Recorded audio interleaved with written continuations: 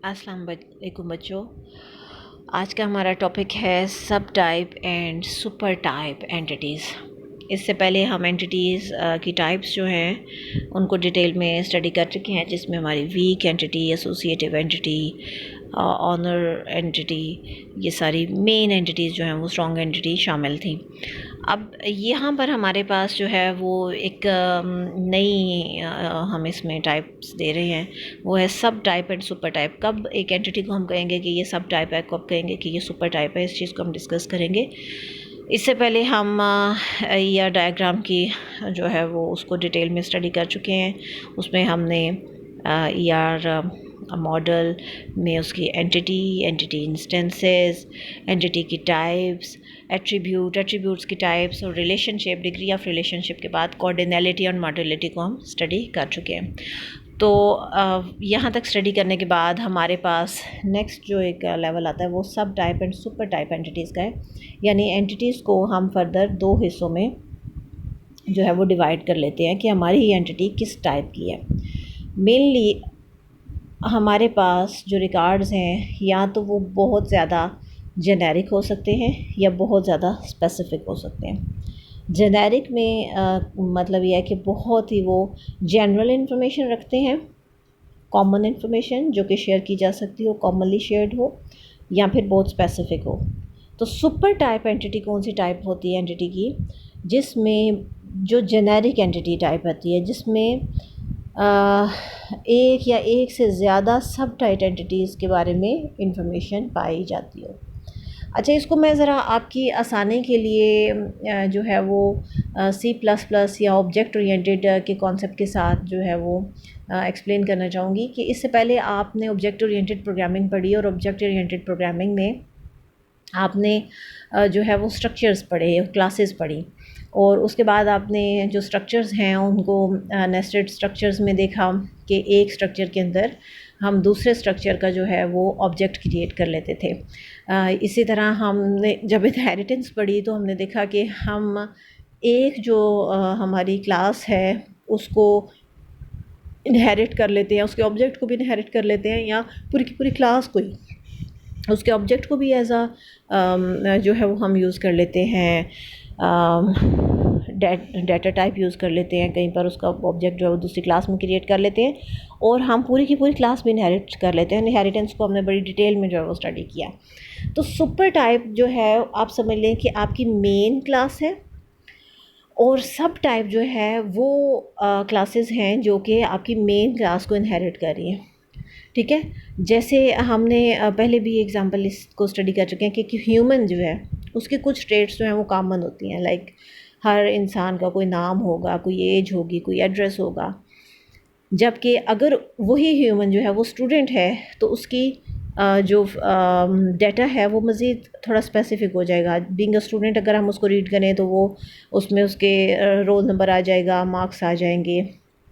जबकि अगर वही स्टूडेंट एक एम्प्लॉय है, अगर एक वही ह्यूमन एक एम्प्लॉय है तो उसके जो है वो कोई डिपार्टमेंट आ जाएगा, उसकी सैलरी आ जाएगी।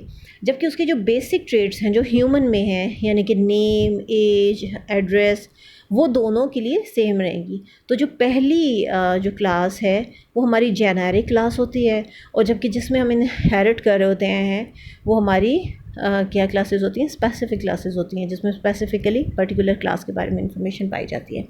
इसी तरह जो हमारी सुपर टाइप एंटिटी होती है या सुपर एंटिटी टाइप होती है, उसमें हमारी मोस्ट जेनेरिक इन्फॉर्मेशन जो है पाई जाती है, जिसमें जो एक या एक से ज़्यादा सब टाइप एंटिटीज़ के बारे में हो सकती है। सुपर टाइप में वही बात है कि कॉमन करेक्टरिस्टिक्स जो हैं वो आती हैं। जबकि सब टाइप में क्या होता है कि इसमें सिर्फ वो जो है वो करेक्टरिस्टिक्स आती हैं जो स्पेसिफिक होती हैं, जो यूनिक होती हैं उस पर्टिकुलर एंटिटी टाइप की। जो सुपर टाइप है उसमें जेनेरिक है, वो बहुत सारी सब टाइप से रिलेटेड हो सकती है। इसको हम आगे एग्जांपल के साथ जो है वो एक्सप्लेन करते हैं। सबसे पहले हम एक और चीज़ इसमें स्टडी कर लें कि यहाँ पर दो क्राइटेरियाज़ होते हैं जिनमें हम ये डिटर्मिन करते हैं कि जो डिज़ाइनर होता है डेटाबेस का, वो ये डिटर्मिन करता है कि उसे कब सुपर टाइप को यूज़ करना है और कब जो है वो सब टाइप को यूज़ करना है।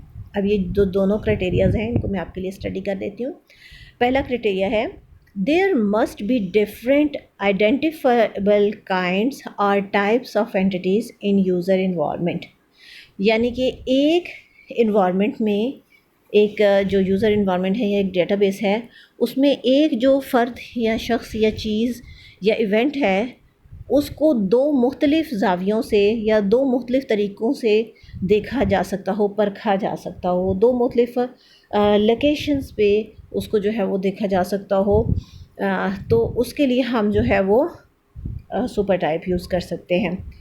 दूसरी इसकी क्या बात है, the different kinds or types of instances should have one or more attributes that are unique to the kind or type of instances. अब ये जो डिफरेंट जाविये से हम इवेंट को देख रहे हैं, या इवेंट को, पर्सन को, प्लेस को, वट जो हमारी एंटिटी है उसको देख रहे हैं, तो उस एंटिटी की कोई ना कोई एक यूनिक एट्रीब्यूट ऐसा ज़रूर होना चाहिए जो उसके एक रोल में दूसरे से मुख्तलिफ हो। अब हम देखेंगे एग्ज़ाम्पल के साथ। एग्ज़ाम्पल हमने ली है कि कंपनी है तो उसमें एम्प्लॉय पाए जाते हैं, ठीक है। तो हर एम्प्लॉय का कोई एम्प्लॉय नेम होगा, ठीक है, कोई एम्प्लॉय नंबर होगा, एम्प्लॉय का कोई एड्रेस होगा और उसकी कोई हायर्ड डेट होगी। ये जेनेरिक कैरेक्टरिस्टिक्स हैं, ये ऐसी कैरेक्टरिस्टिक्स हैं जो हर एम्प्लॉय की होंगी। आगे से जो एम्प्लॉयज़ हैं उनको कंपनी ने 3 हिस्सों में डिवाइड कर दिया है, ऑरली एम्प्लॉय, सैलरीड एम्प्लॉय और कंसल्टेंट, ठीक है। अब अगर ऑरली एम्प्लॉय की बात की जाए तो उसको उसके फ़ी घंटा काम की वजह से जो है वो उसका रेट मिलता है, तनख्वाह मिलती है। सैलरीड एम्प्लॉय की बात की जाए तो उसकी कोई एनुअल सैलरी होती है, कोई उसके और भी स्टॉक ऑप्शंस होते हैं। जबकि कॉन्ट्रैक्ट एम्प्लॉय की बात की जाए तो उसका कोई कॉन्ट्रैक्ट नंबर होगा और उसके कोई रेट्स होंगे जो उसके कॉन्ट्रैक्ट के अकॉर्डिंग जो है वो डिसाइड किए गए होंगे, जितना अर्सा उसने कॉन्ट्रैक्ट में रहना। अब हम दोबारा उन 2 नुक्तों पर जाते हैं जो हमने पीछे पढ़े हैं। पहला क्या था, there must be different identifiable kinds of type of entity in the user environment.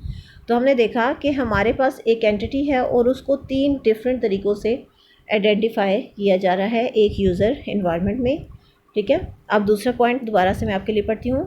The different kind of types of entity instances should have one or more attribute that are unique to that kind or type of instances. यानी हर जो different type है उसका कोई ना कोई unique attribute अपना ज़रूर होना चाहिए। तो आपको आप यहाँ देख सकते हैं इस एग्ज़ाम्पल में कि हर जो स्पेसिफ़िक हमारा या सब टाइप है उसका अपना कोई ना कोई एट्रीब्यूट मौजूद है। तीनों टाइप्स में जो हैं उसके अपने अपने एट्रीब्यूट्स जो हैं वो मौजूद हैं, हर एक के यूनिक अपने एट्रीब्यूट्स मौजूद हैं जो कि एम्प्लॉय से अलग है। जबकि एम्प्लॉय जो एक जेनेरिक एंटिटी है उसके अपने अलग से एट्रीब्यूट्स मौजूद हैं।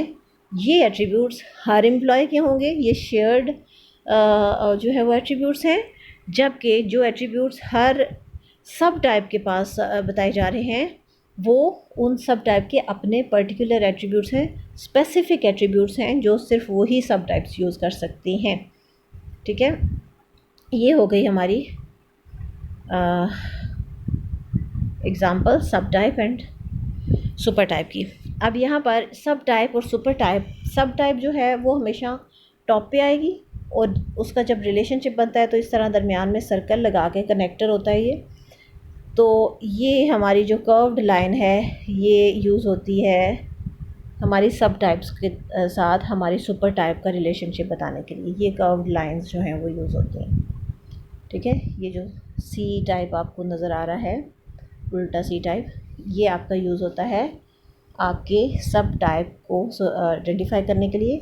मेन जो सुपर टाइप है ऊपर लिखी गई है, जबकि सब टाइप्स जो हैं वो नीचे बताई गई हैं। अब यहाँ पर हमारे पास एक और कॉन्सेप्ट आ जाता है। अच्छा सॉरी, अभी इसमें हमारा थोड़ा सा रह गया। ये जो स्ट्रक्चर है हमारा, सब टाइप और सुपर टाइप का, इसको हम कहते हैं कि ये हमारी जनरलाइजेशन हायरार्की है, और इसको रीड ऐसे किया जाता है that is a relationship. Is a relationship जो है वो करके इसको रीड किया जाता है। जैसे हम प्रीवियस अपने एग्जांपल को रीड करें तो क्या कहेंगे, contract employee is an employee, hourly employee is a employee. तो इस रिलेशनशिप को जब सब टाइप से सुपर टाइप की तरफ रीड किया जाता है तो इसको इज़ ए रिलेशन के साथ जो है वो रीड किया जाता है। अब हमारे पास जनरलाइजेशन हायरार्कीज़ में ये चूँकि आता है तो हमारे पास इसमें दो चीज़ होती हैं, जनरलाइजेशन एंड स्पेसिफिकेशन। इसको हम स्टडी कर लेते हैं।